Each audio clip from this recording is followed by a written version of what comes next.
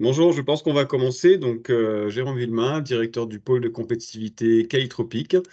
On n'est pas très nombreux aujourd'hui, mais cette session a bon, il y a ce live aujourd'hui, mais il sera aussi diffusé sur nos réseaux et partagé à l'ensemble de notre réseau constitué principalement d'entreprises. Alors, quelques mots rapidement. Pour ceux qui ne nous connaissent pas, Calitropic Pôle de compétitivité. C'est une association qui est labellisée par le cabinet de la Première ministre depuis depuis 18 ans, hein, depuis 2005. On s'intéresse, nous, particulièrement à accompagner l'innovation, les projets innovants des entreprises. Alors, on est basé à La Réunion, mais on travaille dans tout l'outre-mer tropical français, hein, aussi bien les Antilles, la Guyane, la Nouvelle-Calédonie, la Polynésie française. On s'intéresse tout particulièrement à la question de la bioéconomie, donc la transformation du vivant, hein, que ce soit marin ou terrestre, animal ou végétal, en économie. Ça concerne différentes filières, hein, donc principalement les filières de l'alimentation, aussi bien l'agriculture, les filières agroalimentaires, l'aquaculture, la pêche, etc.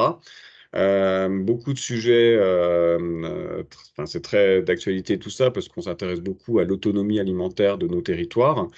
On travaille également beaucoup sur les filières de la chimie, chimie durable, essayer de trouver dans la biodiversité de l'outre-mer français des molécules intéressantes dans les filières de la cosmétique, de la pharmacie, mais aussi pour les produits phytosanitaires, pour l'agroalimentaire.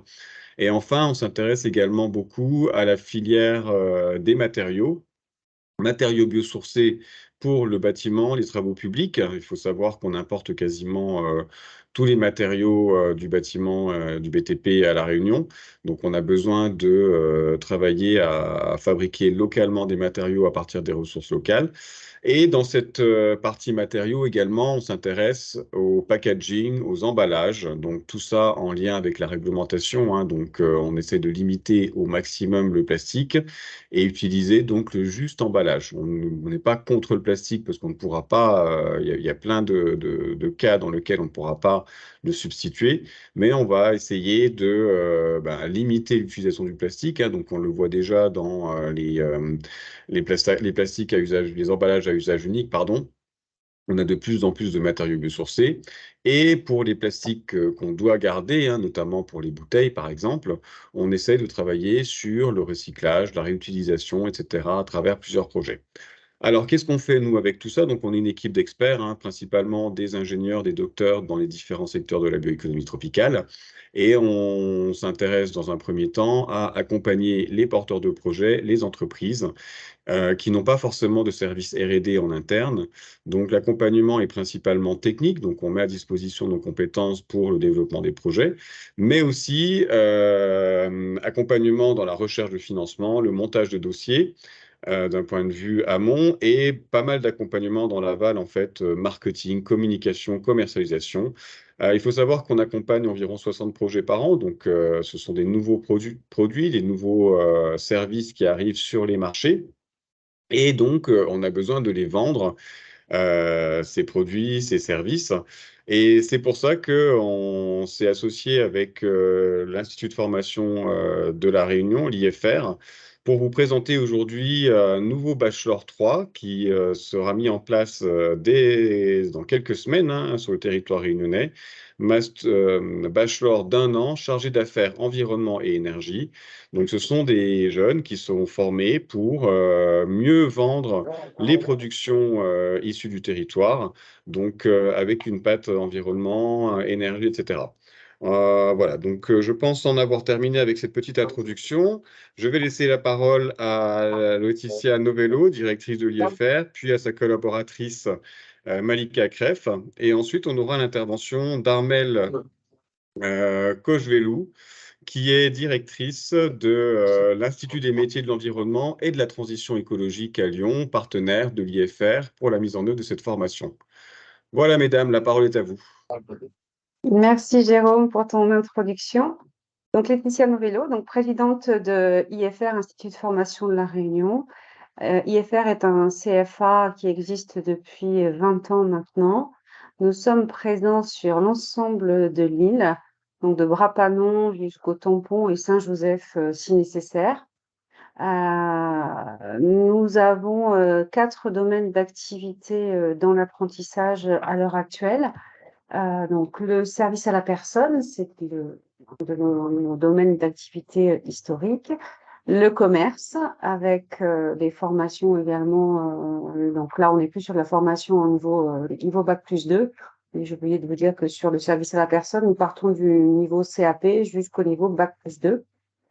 Le numérique, où là, nous sommes sur des formations plutôt sur le développement web, avec des formations du niveau 5, donc bac+2 et bac+3. Et l'année dernière, nous avons démarré un partenariat avec le groupe CED, qui est un grand groupe d'écoles de commerce métropolitaine. Nous avons démarré avec l'école Subdecom. Là, donc, nous proposons leur formation en bachelor et en master 2 sur la communication. Je dirais que IFR, avec ses 20 ans, pas une vieille dame, commence à être une jeune femme qui qui a fait ses preuves et qui maintenant choisit des domaines d'activité dans lesquels nous trouvons un sens. Et pour nous, toute la partie environnementale,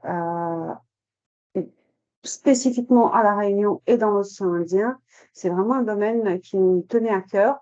Avec, à l'heure actuelle, malheureusement, je trouve trop peu d'offres de formation à La Réunion. C'est pour ça que nous nous sommes rapprochés dès l'année dernière de l'IET. Armel vous expliquera un petit peu plus quels sont les tenants et les aboutissants de cette école quand elle sera là.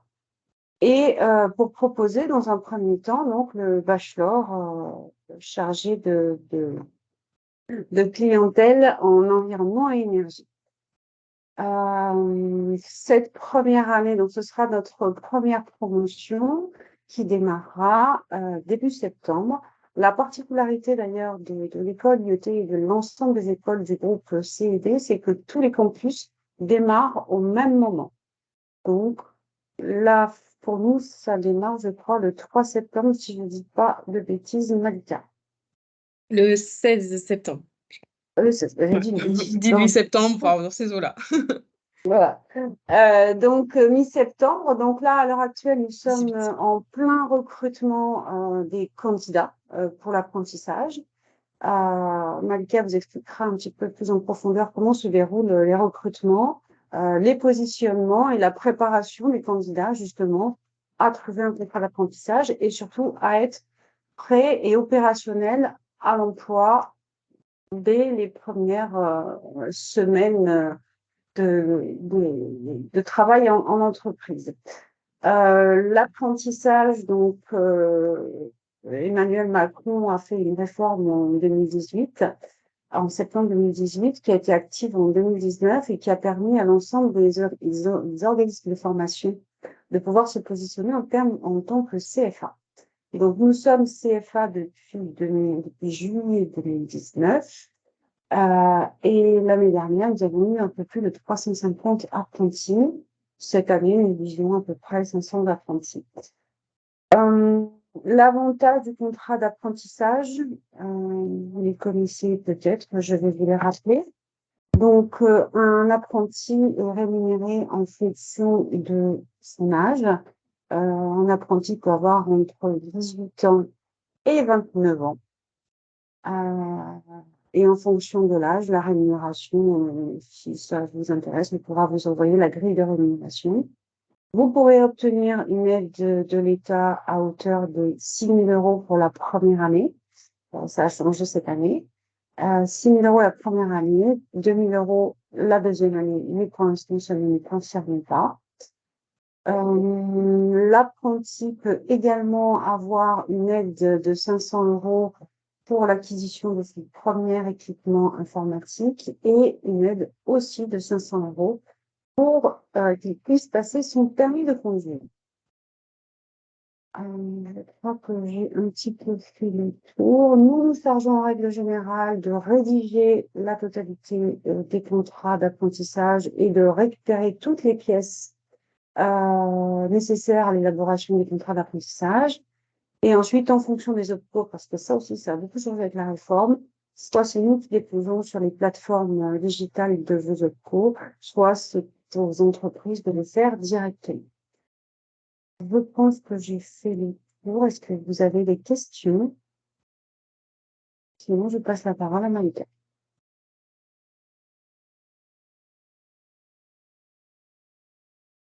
On n'aborde pas encore le programme parce que ce sera Armelle qui le fera quand elle sera là. Merci. Mais du coup, je vais prendre la parole. Donc, Malika Crève, chargée de relations entreprises à l'IFR. Donc, je suis sur le pôle commerce. Donc, mon rôle est de travailler en étroite collaboration avec les entreprises. Et l'idée, c'est de faire le lien entre nos apprentis et les entreprises. Donc, nous, au niveau du sourcing, pour ce bachelor-là, on a déjà des prérequis. Donc, à savoir des titulaires du bac+2, forcément, puisqu'on part sur un bachelor. Elle est là. D'accord. Qui est une aisance aussi, une certaine aisance relationnelle et puis une appétence pour l'environnement. Donc ça fait partie des prérequis, on va dire, plus généraux. Et ensuite, que le projet soit aussi abouti et que les personnes, comme le disait Madame Novello, soient employables et prêtes à l'emploi. Donc ça fait partie de nos premiers prérequis. Ensuite, dès qu'on a donc sélectionné nos candidats, on les fait participer à des tests. Donc on organise sur une matinée avec Olivia Bonnet, qui est donc notre coordinatrice pédagogique sur le bachelor chargé d'environnement et énergie, et une personne aussi membre de Calitropique. Voilà, on avait besoin de quelqu'un de plus expertisé, on va dire, dans le domaine de l'environnement. Donc, ils effectuent d'abord un test en ligne où il y a de l'anglais, des logiques, test de logique maths et 2 commentaires de texte. Ensuite, ils sont soumis donc à un entretien collectif et un entretien individuel, donc sur une question qui leur est posée liée à l'environnement. Donc, suite à ça, il y a un ensemble de notes et on fait une moyenne sur 20. Et puis là, on détermine si on valide ou pas la candidature. Ensuite, dès que le candidat donc, est validé, je travaille un petit peu le projet professionnel du candidat. Je vois avec lui sur vers quelle entreprise il aimerait s'orienter, parce que l'idée, c'est pas non plus d'être que sur le besoin de l'entreprise, mais aussi de se focaliser sur les souhaits et les désirs de l'apprenti. Et du coup, après ça, on détermine plus ou moins donc, le secteur d'activité de l'entreprise, et puis c'est là que je soumets donc, les candidatures. Voilà un petit peu pour le recrutement. Donc là, on a donc déjà fait une première étape de test le 30 juin, et on a donc 13 candidats qui sont attendus pour le 13 juillet, pour un petit peu l'avancée. Donc on attend sur ce bachelor entre 15 candidats. Voilà, si je ne me trompe pas, Madame Novello. Ça, on attend, c'est tout à fait ça. Donc, Armelle qui nous a rejoint, je vais te laisser la parole pour présenter donc le bachelor. Très bien. Donc, enchantée, je suis Armelle Cochet-Vellou, donc je suis la directrice de l'IET. Et j'ai aussi la casquette de directrice du campus de Nantes. Là, je vais m'adresser à vous en tant que directrice de la marque IET. Donc, on est vraiment ravis de s'installer sur cette belle île de la Réunion avec en partenariat l'IFR. Donc, ça, c'est une belle aventure. Sur cette formation, donc en 3e année de bachelor, donc de chargé d'affaires environnement et énergie. Donc c'est un bachelor qui permet aux jeunes d'avoir donc cette double compétence de vente, commerce, marketing et environnement, et puis cette capacité à vendre vraiment des produits à impact positif sur l'environnement. Donc ça va être des énergies renouvelables, ça va être des filières de gestion de déchets, voilà, ou des produits innovants qui permettent une décarbonation qui est assez souhaitable en ce moment. Voilà. Donc l'IET a une fine expertise sur ces sujets-là, puisque donc l'école a été créée en 1995, on va bientôt fêter nos 30 ans.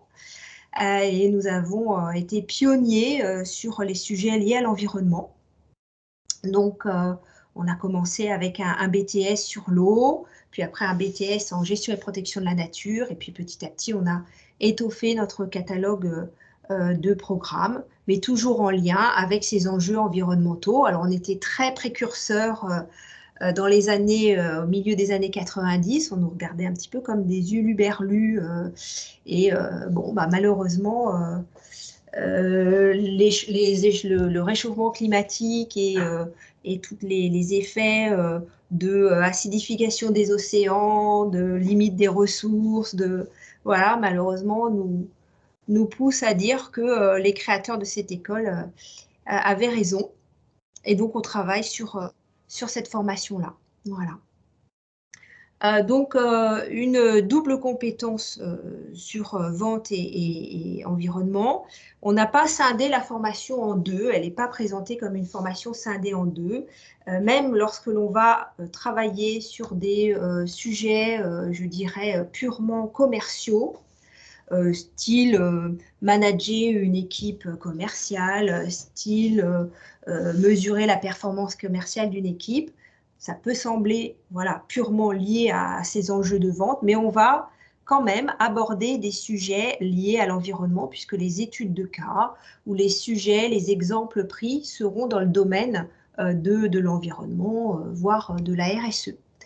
Et en plus de ça, on a aussi donc, des modules qui sont sur des sciences, je dirais, dures, puisque ne serait-ce que pour bien vendre une solution, je dirais, de panneaux photovoltaïques, il faut quand même s'y connaître un petit peu en énergie. Donc, on va retravailler aussi les aspects de physique, mais aussi un peu de chimie, de biologie, pour avoir une compréhension fine voilà, des enjeux et des solutions qui sont mises en place. Ensuite, il y a aussi un aspect postural qui est important, voilà, de négociation, mais aussi voilà, de valeurs qui sont importantes à nos yeux. L'IET a été construite sur des valeurs fortes, d'éthique, de déontologie. Et puis en plus de ça aussi, on enseigne la capacité à prendre du recul, la capacité à faire un pas de côté, puisqu'il faut savoir quand même que nos problématiques sont extrêmement complexes, plurifactorielles. À chaque fois, on se dit, ah, j'ai trouvé une bonne solution, et puis quand on creuse, bon, bah, c'est pas ça. Donc, cette capacité aussi à, voilà, prendre du recul et se poser les bonnes questions. Ça, c'est vraiment des éléments qui sont importants. Donc, on apporte évidemment des compétences, un savoir, un savoir-faire, puis un savoir-être, et le tout avec un ensemble de valeurs qui sont fortes pour ne pas aussi aller vers du greenwashing, enfin, être éclairé sur le fait que bah, ça existe et il faut être conscient de voilà, la difficulté à communiquer sur ces produits, sur une démarche RSE, etc. Donc, on est vigilant là-dessus. Donc, c'est un peu notre marque de fabrique. Voilà pour les grandes lignes de cette formation. Je ne sais pas, vous avez des questions? Je ne sais pas comment se passe le webinaire. Excusez-moi, je vais juste couper. Donc, je vous écoute. Si vous avez des questions, n'hésitez pas.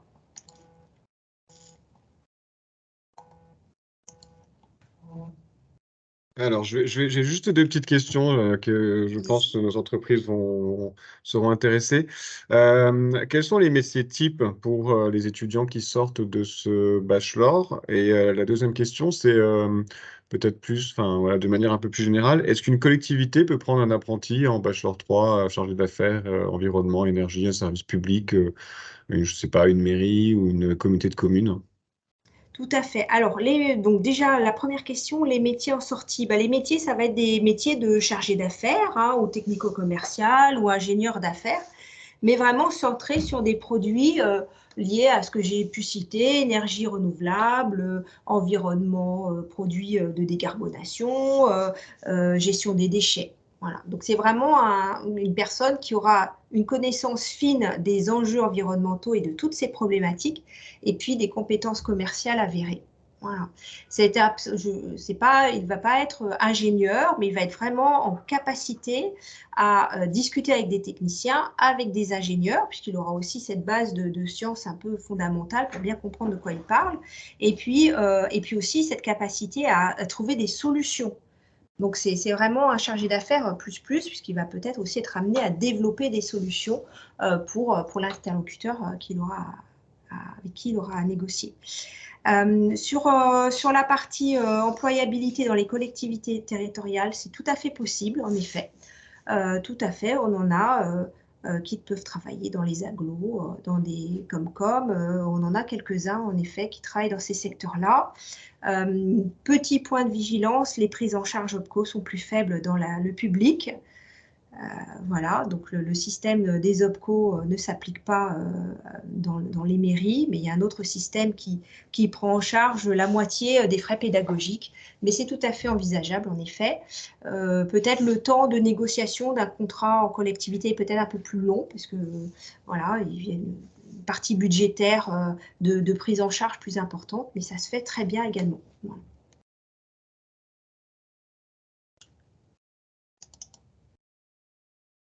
Merci pour ces réponses. Est-ce qu'il y a d'autres questions parmi les personnes qui sont présentes? Moi, j'en ai encore une alors. Il me semble il me semble qu'avec les aides de l'État, du fait que c'est un bachelor qui dure qu'une seule année, le coût est vraiment très, très faible en fait pour l'entreprise, hein, on est d'accord? Tout à fait. Oui, oui, tout à fait. Il y a encore les aides de 6 000 euros. Alors après, il y a des conditions d'accessibilité. J'invite vraiment les entreprises à regarder. Je peux vous donner un lien ou Malika donnera le lien pour bien regarder les conditions d'accessibilité à cette aide de 6 000 euros. Mais en effet, ensuite, donc il y a cette aide de 6 000 euros. Il y a une prise en charge de l'OPCO qui peut aller, c'est aux environs de 8-9 000 euros en fonction de l'OPCO et de son IDCC, de sa convention collective.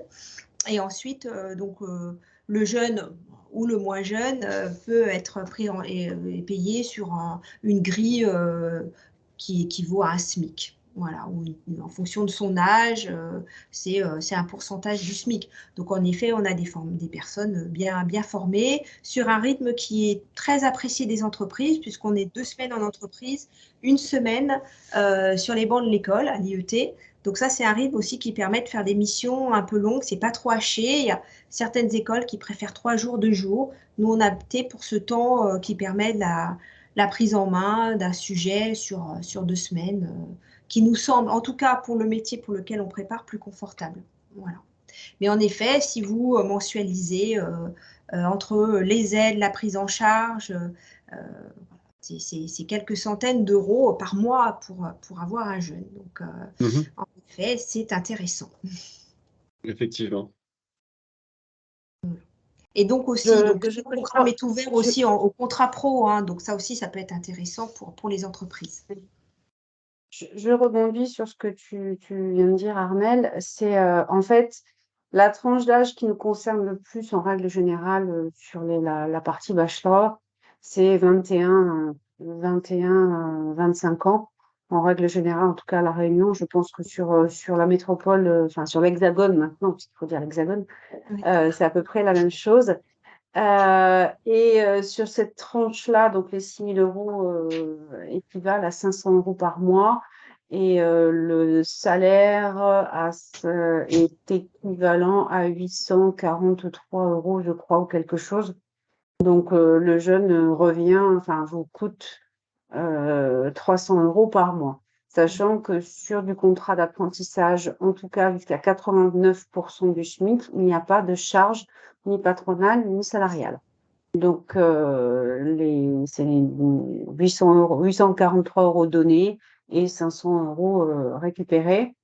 Les délais de versement de cette aide, donc elle est faite mensuellement. Et elle est assez rapide lorsque l'on a tous les éléments du dossier. Oui. Donc, plus on a les éléments rapidement et plus l'aide est attribuée. Et petite nouveauté depuis le 1er janvier 2023, puisque la centralisation des fonds de la formation et notamment de l'apprentissage est gérée maintenant par l'URSSAF, eh bien, il faut être à jour de ses cotisations. Oui. Voilà. Et oui, on recoupe les fichiers maintenant. Voilà. Chose qui ne se faisait pas avant, mais là, ça a été la petite surprise de l'année. Bon, on le savait déjà depuis un moment, mais il y a certaines entreprises qui... Bon, Voilà, donc on trouve des solutions, mais en tout cas, pour que ça aille assez vite, il faut avoir tous les éléments dès le départ.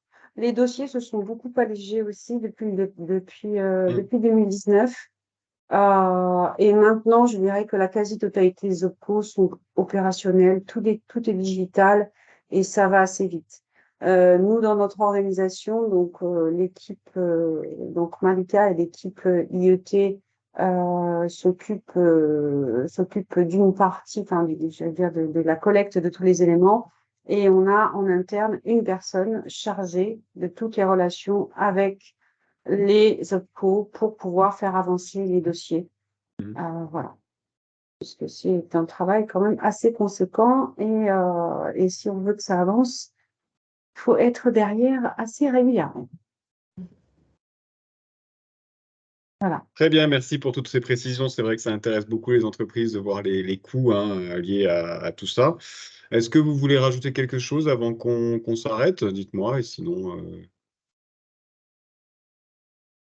En tout cas, vous pouvez nous contacter si vous avez besoin d'informations, donc sur la boîte email générique que je consulte quasiment tous les jours, donc contact@ifr-réunion.re. Si vous avez des questions, voilà. Et donc Malika sera votre interlocutrice entreprise. C'est elle qui viendra vous voir et savoir quels sont vos besoins et ensuite qui vous proposera les candidats que nous avons présélectionnés. Voilà. Du coup, je me permets de donner mon numéro, comme ça sera en ligne. Du coup, c'est 06 93 52 35 75. Il ne faut pas hésiter à m'appeler pour plus d'informations. Je peux aussi me rendre sur place si vous avez besoin d'un contact physique pour plus de questions, plus de documentation. Voilà, il ne faut pas hésiter à me contacter. Ce sera avec grand plaisir que j'apporterai des informations complémentaires. Et puis j'ai aussi une grande nouvelle, c'est que Jérôme est le parrain de notre première promo. Exactement, Voilà. je suis très Merci, fier. Jérôme. Merci en tout Merci, cas. Jérôme. Merci à vous. C'est moi qui vous remercie. En tout cas, merci beaucoup, mesdames, pour déjà cette présentation, mais aussi plus largement pour la mise en place de cette formation. Comme Laetitia le disait en introduction, c'est vrai qu'il manque de formation souvent à La Réunion. Et puis, je vois qu'il y a une main qui se lève. Donc, Monsieur Rennes, n'hésitez pas si vous avez une question.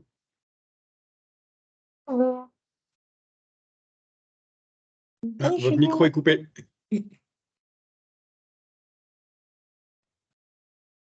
Non, c'était juste une mauvaise manipulation, mais vous féliciter pour être le parrain, voilà. On s'est rencontrés il y a Merci quelques mois. beaucoup. Et saluer toute l'équipe avec qui je communique par ailleurs, voilà. Mais c'est une belle formation. Merci beaucoup. Merci. Très bien, merci beaucoup en tout cas, et puis à bientôt. Merci à Bonne tous. fin de journée à vous. À bientôt, merci beaucoup. Bientôt, au revoir. Au revoir. Merci, au revoir.